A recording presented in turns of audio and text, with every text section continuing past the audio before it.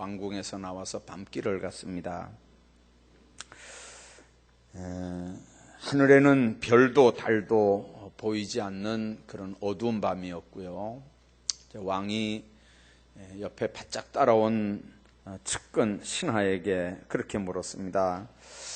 여보게, 저쪽에 떠 있는 별이 보이는가? 이래 물으니까 그 신하가 그쪽을 보더니 폐하, 잘 보입니다. 아주 유난히 반짝이는구만요. 그랬습니다. 또 이쪽에 있는 다른 제자에게 물었습니다. 자네도 저 별이 그렇게 잘 보이는가? 그러니까 예, 아주 너무 영롱하게 아주 빛이 잘 비추면서 잘 보입니다. 틀림없이 경사가 있을 징조 같습니다. 그랬습니다. 또 옆에 따라오는 신하한테 또 물었습니다. 자네도 저 별이 그렇게 영롱하게 아주 징조가 있는 별처럼 그렇게 보이는가? 그랬더니 폐하, 찬란하기가 그지없습니다. 그랬습니다. 그렇게 몇 사람이 이제 바짝 왕 옆에 따라오고 또 그 뒤에 조금 떨어져서 이제 이렇게 한 사람이 따라오는데 임금이 그 사람을 불렀습니다. 자네도 저 별이 그렇게 영롱하게 보이는가? 그러니까 죄송합니다. 저는 그 별이 보이질 않습니다. 죄송합니다. 제가 제 눈이 그 별이 보이질 않습니다. 그러면서 아주 죄송하게 안 보인다고, 죄송하다고 그렇게 얘기를 했습니다. 그랬더니 임금이 끄떡끄떡하면서 사실 자기도 안 보이는 거거든요. 임금도 안 보이는 걸 그게 보이냐 그러니까 그 간신배들이 옆에서 잘 보인다고, 아주 영롱하다고, 찬란하다고, 무슨 아주 경사가 날 징조라고 막 그렇게 하니까 왕이 자기만 등신되는 거잖아요.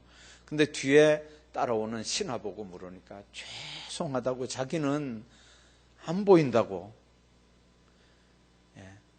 그 왕 옆에 잘 보인다고 그렇게 하는 사람들은 아주 왕의 충실한 아주 신하들이거든요.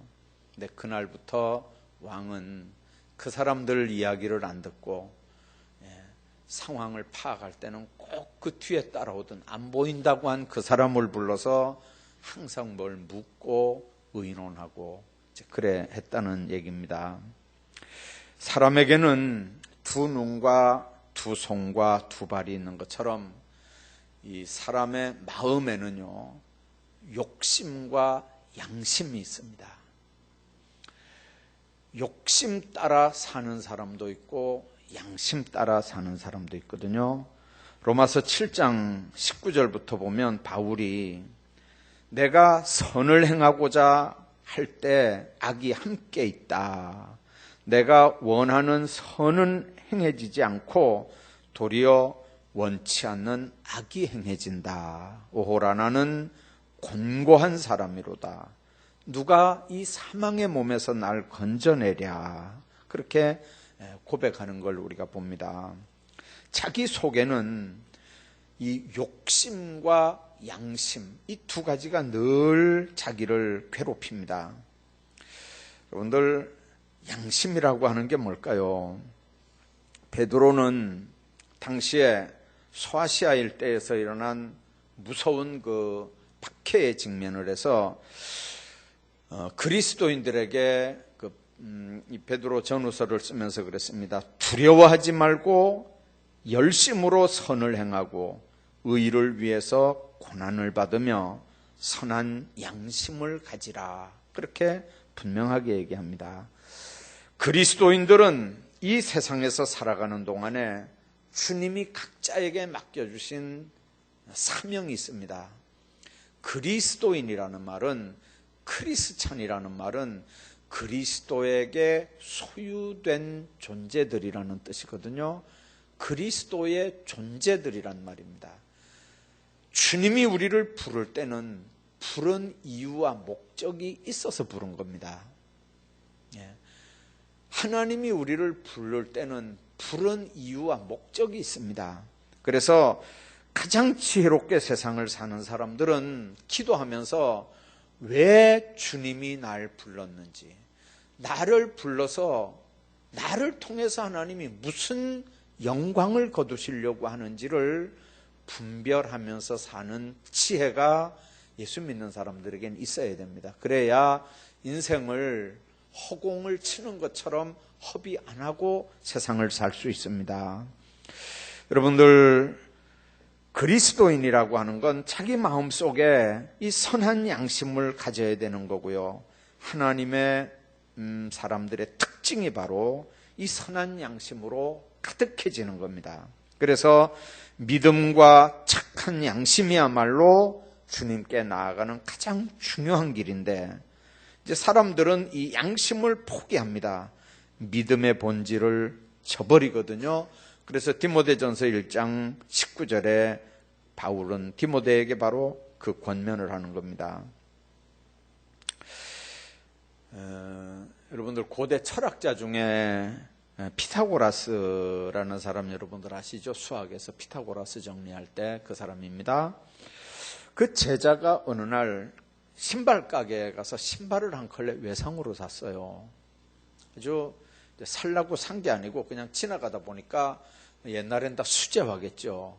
이렇게 손으로 만든 신발인데 너무 탐스럽게 보이니까 들어가서 사면서 외상으로 샀습니다. 뭐 잘 아는 관계니까 외상을 줬어요. 그리고 이제 한 2, 3일 있다가 돈을 들고 그 수제화집에 이제 돈을 갚으러 갔더니 세상에 그 사이에 그 주인이 죽어서 초상을 치른 거예요. 그 한 3일 사이에. 근데 순간 이 피타고라스 제자가 와, 신발 한 컬레 벌었네. 돈 안 줘도 됐네. 그 너무 기분이 좋아가지고 이제 집에 온 거예요. 근데 그날부터 괴롭기 시작하는 거예요. 그날부터 괴롭기 시작하는 게, 이게 신발만 보면 그 죽은 사람 생각이 나는 거예요. 신발만 보면 양심이 괴롭기 시작하는 거예요. 그러니까 몇 날을 혼자 끙끙 앓고 씨름을 하면서 그 다음에 나중에 신발을 보니까요, 이게 원수같이 보이는 거예요. 그리고 그 죽은 주인 얼굴이 자꾸 떠올라가지고요, 이게 도대체가 눈을 못 뜨겠는 거예요. 눈을 떠도 보이고 눈을 감아도 보이고 도저히 안 돼가지고 이제 며칠 고민을 하다가 그 신발집에 갔어요. 가서 신발값을 주니까 그 신발 가게를 인수하고 온 새로운 사장인데, 그 뭐 돈을 어떻게 받겠어요? 알아야 돈을 받죠. 그러니까 나는 이 돈 못 받는다 이렇게 하니까, 내 눈에는 당신이 먼저 사장처럼 보인다. 그렇게 하고 이제 이 돈을 던져주고 왔다는 거죠. 던져주고 나오는데 발에 묶여있는 쇠고랑이 이렇게 풀어져 나가더라는 거죠. 뭐 발에 쇠고랑이 채워져 있었겠어요? 양심의 쇠고랑이 떨쳐져 나가는 걸 느꼈다는 얘기입니다. 여러분들, 깨끗한 양심에 믿음의 비밀을 가진 자라야 한다. 이에 이 사람들을 먼저 시험해보고 그 후에 책망할 것이 없으면 집사의 직분을 감당하게 해라. 바울은 디모데전서 3장에 그렇게 말씀합니다. 여러분들, 믿음의 사람들에게 이 믿음의 본질이라고 하는 거는요, 믿음의 본질이라고 하는 건 양심이거든요. 그러니까 우리는 인간적으로 네 양심도 없냐? 양심에 뭐 털이 났냐? 뭐 이러잖아요. 근데 세상 사람들이 말하는 양심이라고 하는 건 어떤 행위에 대해서 옳고 그름, 선과 악을 구별하는 도덕적인 의식 아니면 마음씨, 가치 기준을 얘기하는 거예요. 어떤 행위에 대해서 옳고 그름, 선악을 구별하는 도덕적 의식이 세상에서 말하는 양심이에요. 그런데 교회에서 말하는, 성경에서 말하는 양심은 믿음의 본질이라는 거예요. 더 깊이 얘기하면 이거는 뭐냐면요, 하나님이 인간을 만들 때 하나님의 형상대로 만들었다 그랬어요. 그 이미지 오브 갓이라고 하는 말을 해석해 보면 그 속에 하나가 양심이라는 거예요. 이 양심은 내 거잖아요. 내 양심이잖아요. 근데 절대로 내 편을 안 들어줘요. 왜 그렇습니까? 이게 내 건데, 내 양심인데 절대로 이게 내 편을 안 들어줘요. 왜 그러냐면 이게 바로 내 속에 있는 유일한 하나님의 형상이기 때문에 그래요. 그래서 우리가 예를 들면 도둑질을 하잖아요. 그러면 내 양심은 내 편이니까 이거 도둑질한 걸 합리화시켜야 될 거 아니에요. 그런데 양심은 절대 내 편을 안 들어주니까 네 도둑질한 거잖아, 네 도둑놈이잖아, 자꾸 이렇게 찌른단 말이에요. 그래서 이 양심의 소리를 듣고 회개하면 이 문제가 해결이 되는데, 합리화시키고 이 양심의 말을 안 들으면 그 영혼은 죽는 거예요. 화인 맞는 영혼이 되는 거거든요. 여러분들, 성경에서 양심은 헬라어로 슈네이데시스라고 하는 단어인데, 이 슈네이데시스라고 하는 말이 뭔 말이냐면 세상 사람이 갖고 있는 아까 얘기한 그런 양심이 아니고 그리스도를 믿음으로 세례를 받아 중생한 양심이에요. 성경을 중심해서 자기 행위를 선하게 인도하는 지적인 의식과 도덕적인 의무감이 바로 성경에서 얘기하는 양심, 슈네이데시스라고 하는 단어예요. 그러니까 우리가 교회 안에서 양심도 없냐 이렇게 얘기할 때 쓰는 양심은 성경이 말하는 양심이라고 하는 단어를 지금 사용하는 게 아니고 세상 사람들이 말하는 양심이라는 단어를 교회 안에서도 쓰는 거예요. 여러분들, 늘 조심해야 되는 게 바로 이거거든요. 제가 지난번에도 그 얘기 했습니다만은, 이제 예를 들면 우리 대한민국이 법치국가잖아요. 법치국가의 특징은 뭐냐면요. 법치국가의 특징은 뭐냐면 법이 뭐라고 얘기했는가, 법에는 뭐라고 돼 있는가, 그걸 분별해서 이렇게 적용시키는 나라가 법치국가예요. 북한 같은 데는 그 김안무개 그 사람 마음대로 하는 거잖아요. 여러분들, 법치국가라는 말은, 법치국가라고 하는 말은 법이 다스리는 국가라는 말이잖아요. 예수 믿는 사람들은 세상적인 가치관이 다스리는 게 아니에요. 세상적인 윤리가 가르치는 게 아니에요. 세상적인 무슨 어느 철학자가 가르친 기준으로 예수 믿는 사람 잣대를 들여대는 게 아니에요. 세상 윤리적인, 아까 얘기한 교회가 쓰는 양심, 성경이 얘기하는 양심과 다른 세상적인 양심을 들여대는 데가 아니에요, 교회는요. 성경은 우리 삶의 기준이고 우리 행위의 근본이에요. 그래서 여러분들, 예수 믿는 사람에게 양심이 있냐 없냐 이렇게 따질 때는 세상적인 무슨 가치관이나 윤리나 뭐 이런 게 있냐 그 말이 아니고, 성경에서 얘기하는 믿음의 본질인 그런 지적 의식과 도덕적 의무감, 성경을 중심으로 한 하나님의 형상 중의 일부가 네 속에 있냐 그 말이에요. 자기 거지만 절대 자기 편을 안 들어주는 그 양심, 그 슈네이데시스가 너에게 있냐 그 말이거든요. 그래서 예수 믿는 사람에게 양심을 찾으려고 하면 그 사람에게 말씀이 있어야 양심을 찾을 수 있어요. 양심이 있냐 없냐를 따지기 전에 믿음이 없는데, 성경 말씀이 없는데 그 사람에게 무슨 양심을 찾겠어요? 이해가 되시나요? 양심의 개념을 여러분들 잘 생각하십시오. 그래서 디모데전서 3장 9절, 아까 얘기했던 3장 9절에서 10절까지 있는 말씀, 깨끗한 양심을 가진 자라야 집사를, 초대교회 안수집사 세울 때 집사 세우라고 하는 그 깨끗한 양심이라고 하는 근거가 바로 그런 근거였습니다. 자, 주위 환경이 어려울 때일수록 선한 양심의 인도를 받는 게 필요한데 왜 예수 믿는 사람들이 선한 양심을 가져야 되느냐? 첫째는 선행을 비방하는 자를 부끄럽게 하려고 선한 양심을 가지라는 거죠.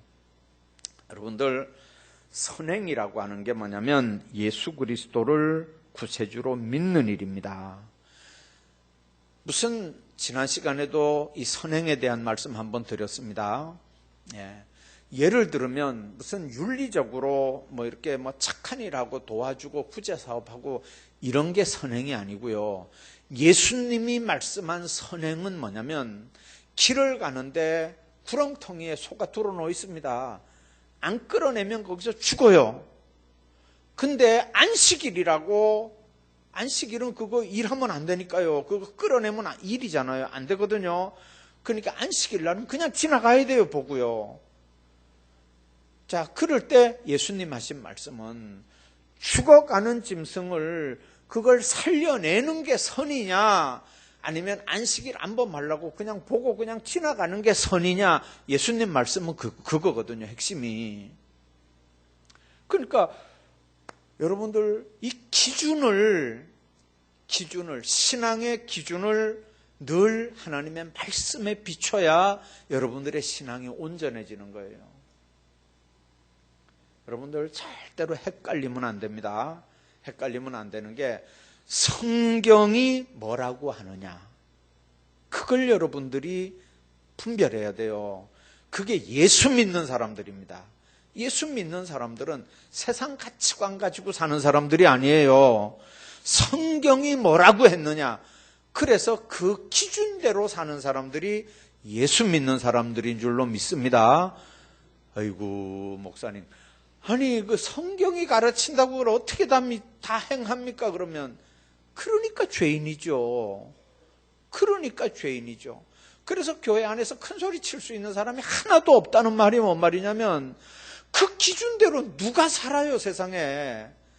자신 있나요, 여러분들? 이렇게 설교하는 목사는 살까요? 마음으로 얼마 살인했다가 별짓을 미워하면 살인이라며요. 탐욕 품으면 도둑질이라며요. 음욕 품으면 간음이라며요. 하루에도 1시간 안에도 몇십 가지 죄를 다 짓는 게 목사인데 여러분들은 안 짓나요? 근데 여러분들은 안 짓는 것처럼 왜 나만 빤히 쳐다봐요? 다 우리가 죄 짓고 살잖아요. 그러니까 문제는 뭐냐면 교회 안에서 남을 정죄하는 사람은요, 진짜 이렇게 하면요, 그랬잖아요. 너는 더하다 요놈아, 이렇게 한다 그랬잖아요. 세 손가락이. 남을 향해서 자꾸 이렇게 손가락질하는 사람들은 여기에 너는 더하다 요놈아 이렇게 한다 그랬잖아요. 우리가 교회 안에서 신앙생활할 때 정말 조심해야 되는 거는요, 여기는 의로운 사람들 오는 데 아니거든요. 진짜예요. 여기 의로운 사람들 오는 데 아니거든요. 의로운 사람 올 필요가 없어요. 여기 뭐 하러 오겠어요. 의로운 사람은요, 예수 믿을 필요도 없어요. 예. 주님 안에서 죄인인 걸 알고, 그리고 이 양심에 비추어 보니까 자꾸 죄가 생각나잖아요. 그럴 때마다 또 회개해야 되니까 주님 앞에 나와 엎드려야 되고 다 또 내놔야 되고, 예수 믿는다는 게 바로 그런 거 아닌가요? 십자가 밑에 자기를 무릎 꿇리고, 그리고 주님께서 뭐라고 말씀하는지 그 하신 말씀에 근거해서 우리 삶을 이렇게 잣대로 딱, 그래서 그걸 캐논이라고 그랬죠. 주님 안에서 그렇게 사는 삶의 모습들이 우리에게 있어야 되는 거거든요. 그래서 기독교인들을 무섭게 박해하던 네로 황제도 결국은 폭군이라고 하는 오명을 남긴 채 부끄러움을 당했습니다. 철학으로, 교육으로 악한 세력을 물리칠 수 없는데 성경을 기준한 믿음의 행동만이 악인을 부끄럽게 할 수 있거든요. 그래서 마태복음 13장에서 예수님 하신 비유 가운데 누룩 비유가 있습니다. 아주 작은 누룩, 빵 만들 때 이스트 있죠? 옛날에 집에서 막걸리 만들 때 누룩, 빵 만들 때 이스트를요 찻숟가락으로 한 숟갈만 이렇게 딱 집어넣으면 이 밀가루 반죽이 나중에 이만한 양푼으로 그냥 하나 가득 되잖아요. 그러면 누글누글한 부풀어 오른 그 밀가루 가지고 빵 만들어 먹고 그렇게 하죠. 여러분들, 작은 밀가루에 작은 양의 누룩이 들어가도요 많은 양으로 부풀어 나게 하는 것처럼 이 믿음의 생활이 사람을 변화시키고 세상을 변화시키는 힘이 되는 거거든요. 교회 안에 어떻게 보면 이 선한 양심을 가진 몇 사람, 아니요, 단 한 사람만 있어도요 교회는 하나님 앞에 얼마나 아름답게 세워지는지 몰라요. 1907년 우리 한국교회가 전국적으로 회개운동이 일어났어요. 평양 대부흥운동이 1907년 평양 장대현 교회에서 일어났거든요. 부흥회를 하는데요, 그 길선주 장로님이 나와서 간증을 했어요. 옛날에는 간증을 많이 했잖아요. 설교만큼 하고, 옛날에는 목사님들이 그냥 공부를 많이 안 했었어요. 근데 뜨거운 열심만 가지고 막 전도하고 기도하고 하니까 기적이 많이 나타나니까 그 나타난 기적을 자꾸 얘기해 주는 거예요. 하나님, 예수 믿으면 이런 체험들을 한다고 자꾸 하니까 주님께서 그렇게 주님이 살아 역사하시는 모습들을 자꾸 간증하니까 더 세게 역사했던 것 같아요. 근데 그 길선주 장로님이 그 부흥회 하는데 나와가지고요 간증을 하는데 이런 간증을 했어요. 나는 죽일 놈입니다. 사실은 내 친구가 죽으면서 자기를 부르더래요. 그래가지고 이제 갔더니 그 친구가 자기 손을 이렇게 꼭 붙잡으면서 뭐라 그러냐면, 친구, 자네만 믿네. 왜 그러냐면 아내도 있는데 옛날에 여자들 안 믿었잖아요. 어디 시집 가면 그만이라고 여자들 안 믿었잖아요. 애들이 이제 쪼랑쪼랑 조그만 애기들인데 그 애기를 놔두고 이 사람이 이제 죽으려고 그러니까 너무 이제 안타까우니까 자기 친구 이 길선주 장로님을 불렀어요. 불러가지고 손을 꼭 붙잡고 하는 얘기가, 이 재산 목록을 이제 이렇게 주면서 어디에다가 쌀 몇 가마니 장려놨고, 어디에다가 송아지 몇 마리 장려놨고, 그 다음에 이거 논문서고, 이거 반문서고, 다 이게 재산인데, 이거를 자네가 좀 맡아서 좀 뿔고 주게. 옛날에 이렇게 그런 거 이렇게 맡겨가지고 이제 뿔고 나갔잖아요. 이렇게 해가지고, 우리 아들이 나중에 커서 20살이 되면 이걸 우리 아들한테 좀 줄 수 있겠나. 근데 이 사람이 죽으면서요, 아무리 이렇게 봐도 아내도 못 믿을 상황이니까, 아내도 못 믿을, 애기는 뭐 조롱조롱한 거 그걸 놔두고 자기 죽으면 이제 여자는 또 재혼한다고 생각하니까 이게 믿을 사람이 없으니까 그래도 너무 신실하고 교회 장로님이고 친한, 자기하고 너무 친한 친구인 이 길선주 장로님한테 그걸 이제 부탁한 거예요. 그러니까 이제 이 길선주 장로님이 그걸 맡아가지고, 이분도 뭐 자기 이제 기본 재산은 있지만 그 많은 재산을 맡아가지고 이제 이 재산을 뿔고 나가다 보니까요, 진짜 엄청난 부를 누리며 살았어요. 근데 문제는 그 애가 20살이 넘었는데 아는 사람은 아무도 없는 거예요. 아무도 아는 사람이 없어요. 아무도 아는 사람이 없고, 이거를 이제 20살 됐으니까 이제 그 친구 아들한테 줘야 되는데, 그리고 그 친구 아들은 또 이분이 정말 친아들처럼 이렇게 이제 거두고 그랬거든요. 근데 그 얘기를 하면서 줘야 되는데 이거를 못 주는 거예요. 그 엄청난 재산을 못 주는 거예요. 그래가지고 막 고민을 하고 막 양심에 괴롭고 가책은 됐는데, 그래도 그 엄청난 재산을 어떻게 내놓습니까, 그걸. 그렇게 하다가 부흥에 참석하고 성령 받으니까요, 성령 충만해지니까 나와가지고 그거를 고백하는 거예요. 그러면서 내가 이런 도둑놈이라고 막 거기서 회개를 하니까 막 그 존경스럽던 장로님이 나와서 회개를 하니까 막 니도 나도 막 나와가지고 막 간증을 하는데, 하여튼간 새벽 기도가 끝나고 아침 9시 10시까지 막 한잠도 안 자고 뭐 니도 나도 하면서 막 나와서 간증하고 회개하고 통회자복하고 막 그러면서 그게 옛날에는 부흥회 하면 몇십 리 밖에서도 뭐 냄비 하나 들고 다 이렇게 와서 이제 은혜 받고 막 가고 그랬잖아요.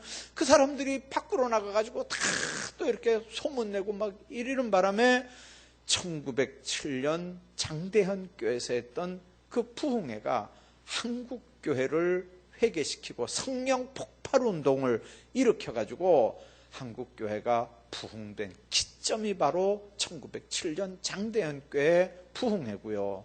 길선주 장로님의 간증 때문에 시초가 돼. 우리 한국 기독교사의 기록에 딱, 역사책에 딱 나와 있어요. 기독교 역사에.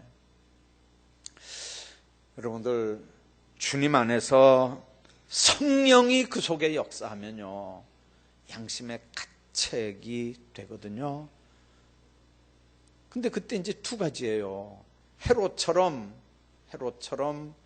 세례 요한 붙잡아다가 목 자르는 사람도 있고, 아니면 베드로가 외쳤을 때처럼 3,000명이 어찌할꼬 통회하고 자복하는 경우도 있고요. 그래서 하나님의 말씀이 선포되면요, 언제든지 두 가지 종류예요. 하나는 그 회개를 외친 사람을 잡아 죽이든지, 아니면 그 말씀 앞에 꼬꾸라져서 회개하든지, 언제든지 성경에 보면요, 두 가지 역사로 나타납니다. 자, 주님 안에서 오늘 이 말씀의 의미들을 한번 깊이 생각하시기를 바랍니다. 뿐만 아니라 왜 하나님께서 우리에게 선한 양심을 가지도록 했냐면, 선행 때문에 고난받는 게 하나님의 뜻이기 때문에 그렇습니다.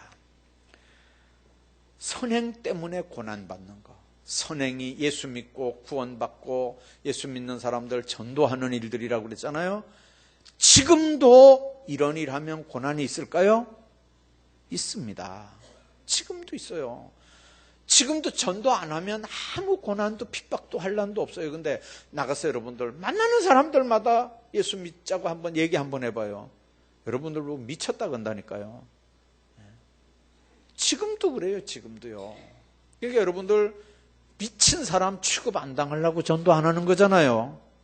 그래요, 안 그래요? 솔직히 그렇잖아요. 주님 안에서 여러분들 선행, 이거는 뭐 구제사업하고 쌀 갖다 주고 이게 선행이 아니고, 아까 얘기하는 것처럼 죽은 영혼 살리는 일이 성경에서 얘기하는 선행이라면, 오늘 우리 예수 믿는 사람들이 선행하다 보면, 나가서 전도하다 보면 이거 환난 핍박 당한단 말이에요. 그런데 환난 핍박 당할 때 여러분들 느껴야 되는 거는, 내가 뭔데 주님 일하다가 환난 핍박을 당하는가. 핍박 당하면 어때요? 억울해요? 속상해요? 그것 때문에 마음속에 기쁨이 있고 그 하나님 나라 가서 받을 상급이 생각이 나면 여러분들 팔 걷어붙이고 그 사람하고 싸우겠어요? 안 싸우겠어요? 그 차이예요, 여러분들. 그 차이. 그래서 여러분들 주님을 위해서 일하다가 뭐 기분이 나쁘니 뭐 꼴배기 싫니 뭘 어쩌니 저쩌니 하는 말은 그 속에 뭐가 없단 말이에요. 그래서 여러분들 그거 하나만 봐도 금방 분별이 돼요. 금방 분별이 돼요. 전도하다가 요구도 먹고 미친 사람 취급받고 뭐 왕따 당하고 뭐 멸시당하고 뭐 여러분들 그게 하나님 나라에 기록된다, 기억하신 바 된다, 이래 생각하면요, 여러분들 얼마나 감사하겠어요. 내 같은 게 뭔데 그 고난에 동참할 수 있는가 생각하면요, 이거보다 더 큰 영광이 어디 있어요. 제가 어떤 분 이렇게 한번 만났더니 자기가 이제 그 큰 회사인데 그 회장님이 오셔가지고 이렇게 이제 무슨 연회 같은 걸 하는데 많이 예를 들어서 한 50명 초청하는 중에 자기도 그 초청을 받아서 갔대요. 근데 그 회사 다니는 사람들이요, 이렇게 이제 공무원이나 이런 거하고는 또 다른 것 같아요. 이 개인 회사에서 회장이 직접 자기를 찾았다, 불렀다, 거기에 초대했다. 이거는 진짜 엄청난 영광인가 봐요. 예. 근데 그분이 그게 너무 감격스러워가지고 정말 그 회사를 위해서 자기는 뼈를 묻겠다는 그런 각오로 그 회사에 자기는 충성한다는 얘기를 제가 들었어요. 회장이 한번 자기를 불러서 그 회식 자리에 자기를 참여시켰다는 거 그거 하나 때문에, 자기를 인정했다는 거 그거 하나 때문에. 여러분들, 우리가 주님을 위해서 일하다가 주님이 내 수고, 내 억울하게 당하는 거, 환난 당하는 거, 핍박 당하는 거, 무시당하는 거, 멸시천대 당하는 거, 그거 주님이 지금 보고 계신다고 생각하면 여러분들 기분 나쁘겠어요? 주님이 보고 계시면요, 이게 얼마나 영광이겠냐고요. 그러면 주님 앞에 그렇게 기도해야 될 거 아니에요. 주님, 나 같은 게 뭔데 그 영광의 자리에 나를 동참시킵니까? 내가 받을 그 엄청난 상이 나중에 나를 기다리고 있을 텐데 내가 뭔데 하나님이 이런 자리를 축복해 주십니까? 하면서 그 사람하고 싸우겠어요? 아니면 그거 생각하고 감사하면서 그냥 넘어가겠어요? 오히려 불쌍해야 되잖아요. 그래서 여러분들, 선행 때문에 고난받는 게 뭐라고요? 그게 하나님의 뜻이란 말이에요. 17절의 말씀이 바로 그 부분입니다. 임마누엘 칸트라고 하는 유명한 철학자가 있어요. 그분이 했던 얘기 가운데 이런 얘기가 있습니다. 인간은 행복을 누리기 위해 사는 게 아니고 의무를 수행하기 위해서 산다. 행복을 누리기 위해서 사는 게 아니고요, 의무를 수행하기 위해서 산대요. 임마누엘 칸트는 예수 믿는 사람이었을 테니까 의무에는, 이 사람 얘기를 했어요. 의무에는 강요할 수 있는 의무가 있고 강요할 수 없는 의무가 있다. 강요할 수 있는 의무는 국민이라면 국방, 납세, 교육, 근로의 의무가 있고, 교인들이라면 공중예배, 출석, 헌금하는 거, 교회 치리 복종하는 거, 이런 게 의무죠. 이건 명시되어 있는 의무예요. 근데 오늘 신문인가요? 어제 신문인가요? 보니까 여호와의 증인인가요? 어디 그 교단 사람인데 집총 거부를 했어요. 그래가 자기 군대 안 간다 그러다가 기소가 됐어요. 여러분들, 대한민국 국민이면 당연히 군대 가야 되잖아요. 근데 의무예요. 의무.